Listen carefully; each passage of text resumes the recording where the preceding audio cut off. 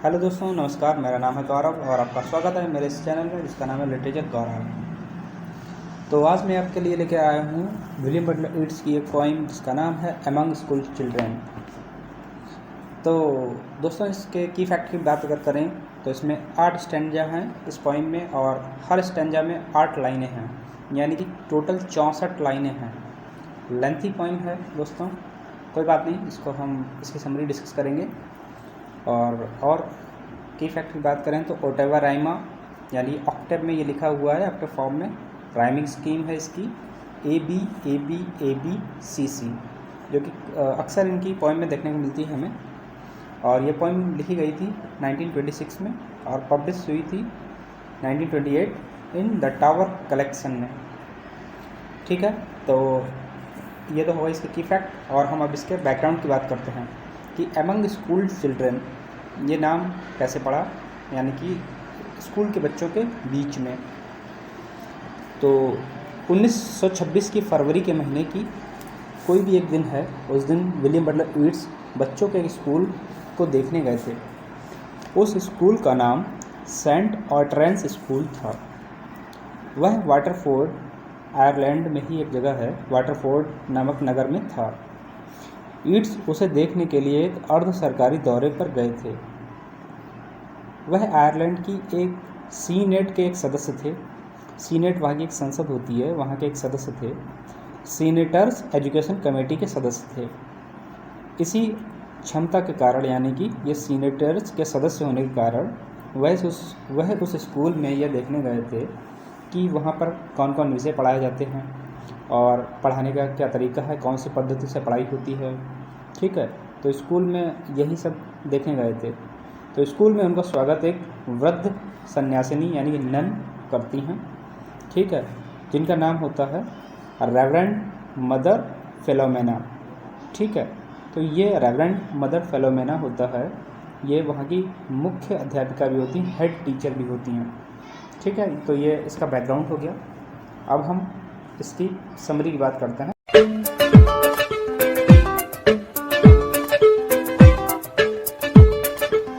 First stanza में कवि कहता है कि एक कक्षा में आगे बढ़ते हुए उसने मुख्य अध्यापिका से उस स्कूल में पढ़ाए जाने वाले विषयों तथा पढ़ाने के ढंग के बारे में पूछा।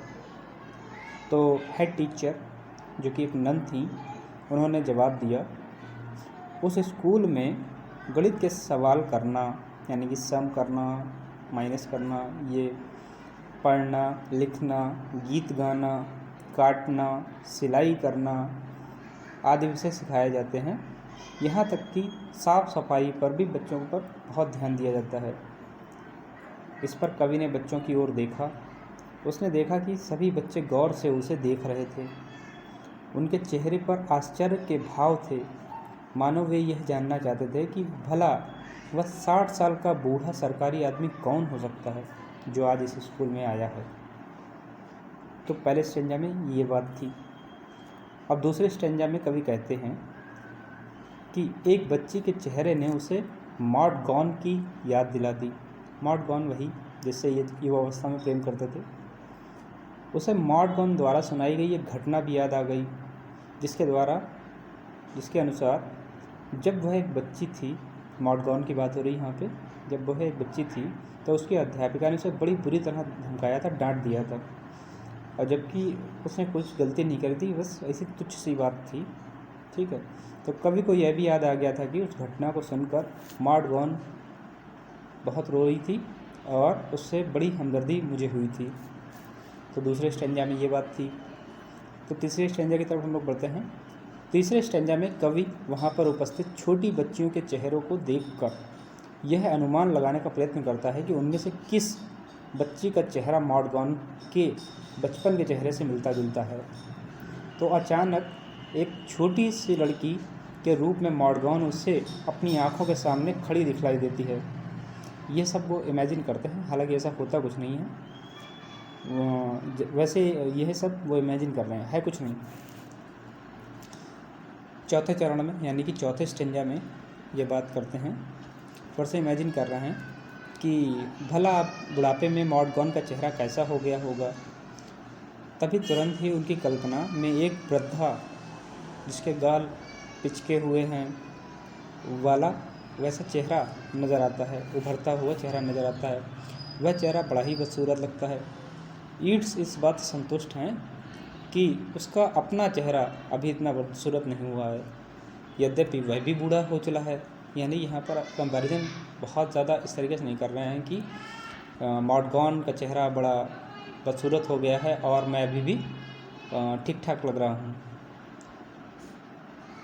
5वें चरण में यानी 5वें स्टेंजा में कहते हैं, कोई भी जवान माँ यह कल्पना करके खुश नहीं होगी कि कभी उसकी गोद के पुत्र का चेहरा भी बुढ़ापे के द्वारा इस प्रकार विकृत कर दिया जाएगा। यानी कि इस तरीके से जो बुढ़ापे में गाल पिचके होते हैं, झुर्रियाँ होती हैं चेहरे पर, ऐसा होगा।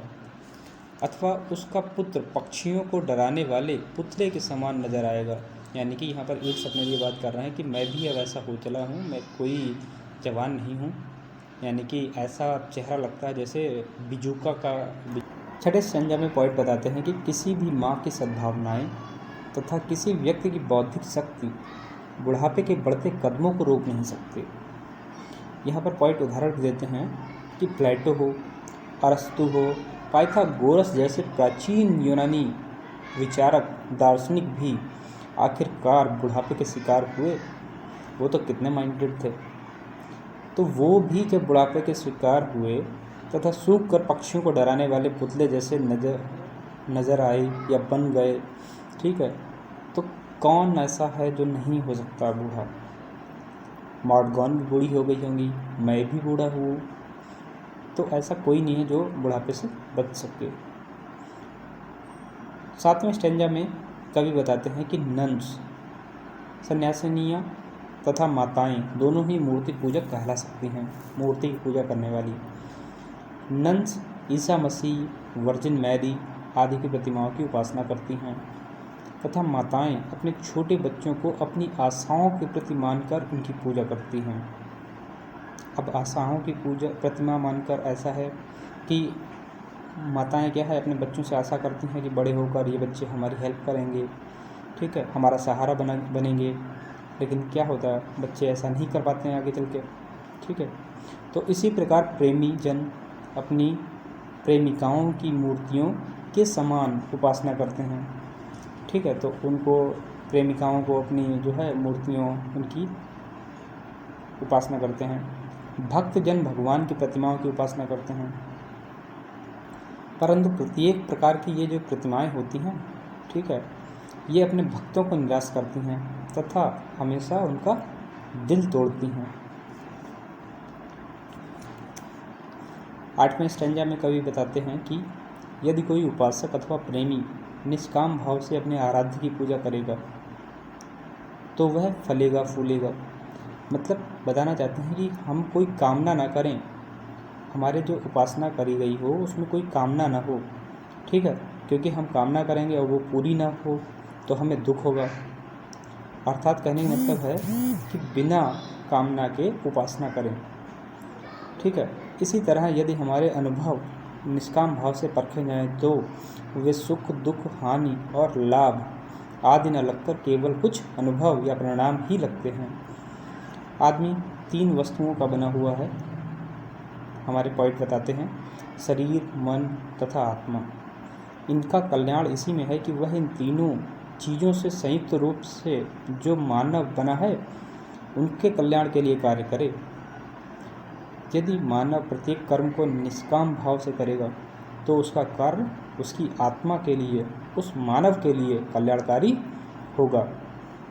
अर्थात हमारे इस पॉइंट से, ठीक है, हमें काफ़ी कुछ सीखने को मिलता है और हमें अपने गीता का एक श्लोक याद आता है, कर्म करो फल की चिंता मत करो।